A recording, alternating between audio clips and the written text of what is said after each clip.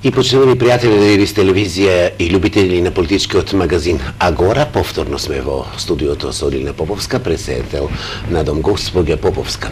Вие сте познати во македонскиот парламент како пратеник кој се залага за жените, за женските прашања, но и како пратеник кој се занимава со проблемите на останатите маргинализирани групи.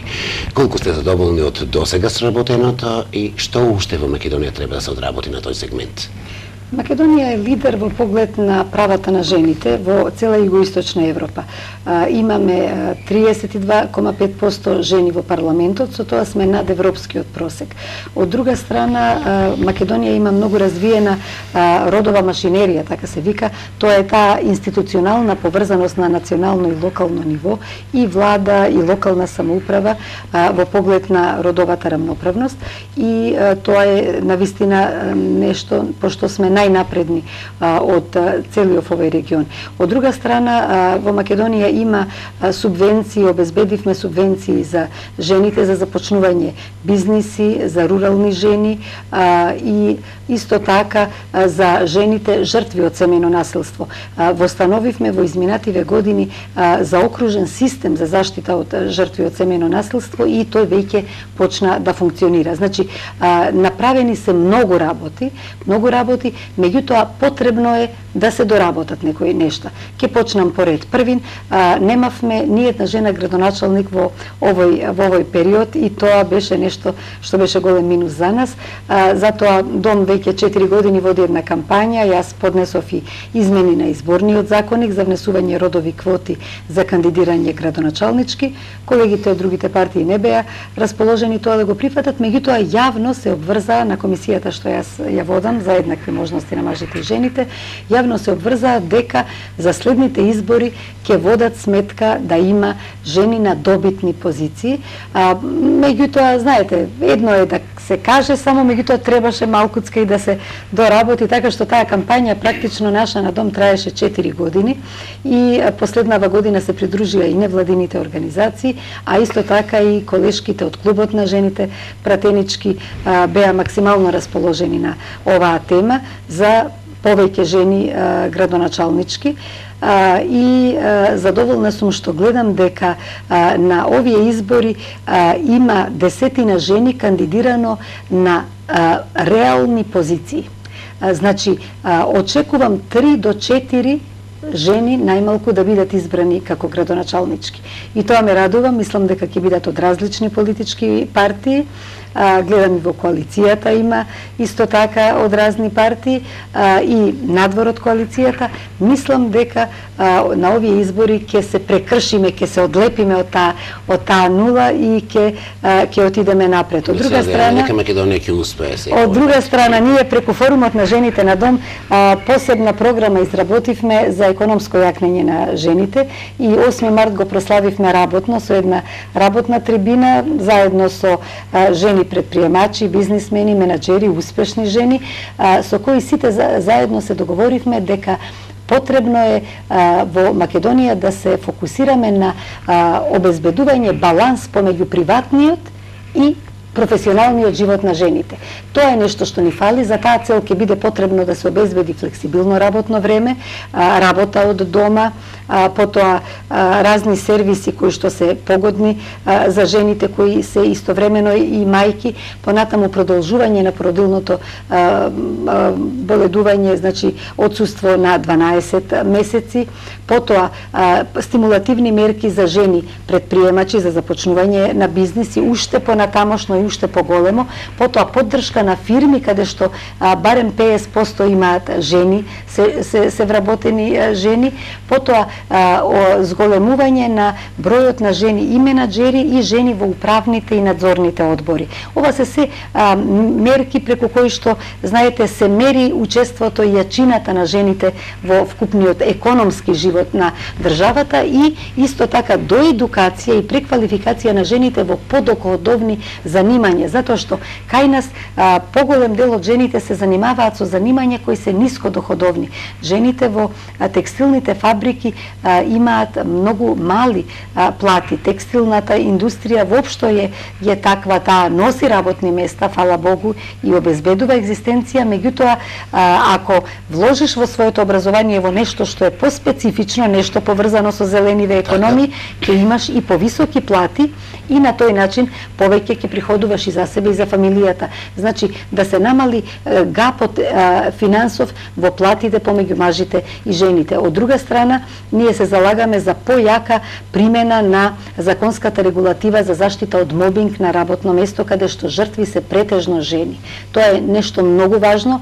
Токму јас во име на Дом, во име на Форумот на жените на Дом, го предложив тој закон, измена на Законот за работни односи, и коалицијата го прифати и владата го спроведува, но тука се потребни уште еден цел пакет мерки за доедукација на институциите и на граѓаните, за да може поорганизирано да се бориме со мобингот. Мобингот е се уште присутен. Понатаму потребни се уште серија други мерки за јакнење на жените, посебно и во делот на прилагодување на поранешните жртви на семејно насилство, за враќање назад во секојдневниот живот, нивно економско јакнење, за да не му се враќаат назад на насилникот. Значи, тоа е еден цел пакет кој што ние го обмисливме во Дом преку Форумот на жени, но кој што го предлагаме воопшто да биде прифатен преку институциите. Дел се мерки кои на локално ниво ќе се спроведат преку локалните комисии за еднакви можности, а за дел ќе биде потребна измена на законската регулатива, каде што јас сум спремна да поднесам измени. Вашата програма е еколошка, пред се зелена обоена, поточно тежнението вие кон заштитата на животната средина, меѓутоа во соработката и во помагањето на правата на маргинализираните групи, на останатите маргинализирани групи, познати се за борбата против дроги. Имавте серија, плејада на проекти, на предавања. Мислите дека еколошките закони кај нас се усогласени со тоа што е потребно за подобро утре и здрава животна средина? Законите се добри. Стратегиите се добри. Но имаме проблем во тоа што не ни се довршени сите подзаконски акти и затоа ги немаме алатките за спроведување на дел од законите, и еден проблем што го имаме во капацитетите на институциите да ја спроведуваат таа заштита на животната средина. Тоа е сериозен проблем и мислам дека треба дел од буџетите и на државно ниво, но и на локално ниво, посебно на локално ниво, тука има голем дефицит на кадри, еколошки едуцирани и посветени на таа проблематика. Тука ќе треба да се вложи за да може да се занимаваат со вистинска заштита на животна средина. 19 инспектори за заштита на животна средина на државно ниво е малку. Ние имаме само 16 жешки еколошки точки низ Македонија. Значи, а да не зборуваме за колку локални проблеми дополнително станува збор. Значи, сите оние инспектори за животна средина и на локално ниво треба да се умножат барем 5 пати. Барем 5 пати со цела екипа која што ќе ги обслужува. И зборуваме за потреба од прераспределба на општинските буџети. Треба многу посериозен дел да оди за екологија, затоа што, видете, екологија е и навремено и соодветно чистење на ѓубрето, на отпадот, понатаму рециклирање, селектирање на отпадот, преработка во енергија која што ќе даде поевтини, како што рековме, сметки за струја, понатаму чистота на води и води за пиење, обезбедување, низ какви цевки одат, дали одат низ сомнителни стари системи, дотраени мрежи, понатаму дали имаме соодветно чисти канали за одвод на водите, за да не ни се случуваат секоја година поплави. Значи тука, да речеме, владата многу вложува во повремени санации на тие канали и чистење кампањски, меѓутоа локалните самоуправи треба да имаат доволно средства издвоени навреме време за овие цели. Потоа во екологија спаѓаат и сите тие планирања на деталните урбанистички планови. Ние многу сме загрижени за тоа колку лесно се решаваат во сите општини тоа прашање, практично и нема голема разлика од општина до општина, затоа што нема доволно висока еколошка свест. Многу лесно советниците се решаваа во минатото да исечат еден парк или дел од парк и да изградат зграда. Зошто да не може таа зграда да биде малку подалеку поставена? Па ќе имате убава зграда, убав парк. Значи и едното и другото, и почист воздух, поздрав живот, да има место каде ќе шетаат и возрастни и деца, каде што ќе може слободно да се дише. Затоа е таа наша парола избери зелено, диши слободно. Значи тоа е таа наша визија за зелени општини, за здрав живот како прв приоритет. Вториот приоритет ни е зелена економија со зелени работни места. Третиот приоритет ни е социјална правда и еднакви можности за сите, за мажите и за жените, токму она што го допревте. Значи тука е целиот комплет на пакет на мерки за сите категории специфични лица кои што се маргинализирани и подзаборавени можеби од време на време. И четврти приоритет, тоа е толеранција, разум и соработка. Веруваме дека со овие 4 приоритети може да се опфати целата таа агенда на нас како зелена партија, каде што ние сме спремни да бидеме зелената екопатрола во секој совет.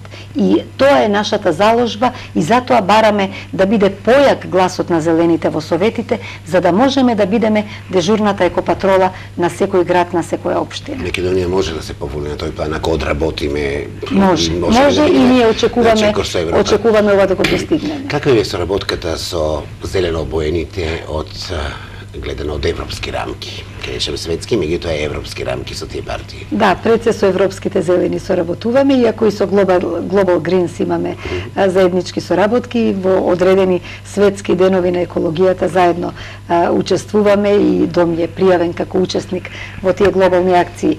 Имавме на еден ден, да речеме, се боревме за заштита на парковите во Скопје, друг ден се боревме против сечење на дрва безмерно и така натаму, така што тоа се некои светски еколошки денови и трендови. Инаку со европските зелени имаме добра соработка, одлична соработка би рекла, и ние сме постојано присутни на нивни собири, имаме можност да учествуваме во нивни документи, да поднесуваме предлози, амандмани и така натаму, но немаме право на глас, се уште не сме официјално членка, сме во фаза на прием. Тука доста проблеми има Македонија, знаете, на меѓународен план со многу ирационални барања од разни страни, меѓутоа во секој случај ние од нашиот го одиме. Европските зелени се максимално демократски настроени, отворени. Таму ние се водиме како Македонија под нашето име и Демократска обнова на Македонија како партија од Македонија. Посебно напредна внатре нашите млади, МОДОМ, тие се членка веќе на нивната зелена мрежа, CDN мрежата, и веќе во извршниот одбор на таа мрежа имаме наш представник, така што во многу заеднички акции, проекти, едукации учествуваат. Меѓутоа, веруваме дека по овие наши самостојни избори и самостојни листи, ние уште по-интензивно ќе се вклучиме и ќе се вградиме во европските зелени. Која е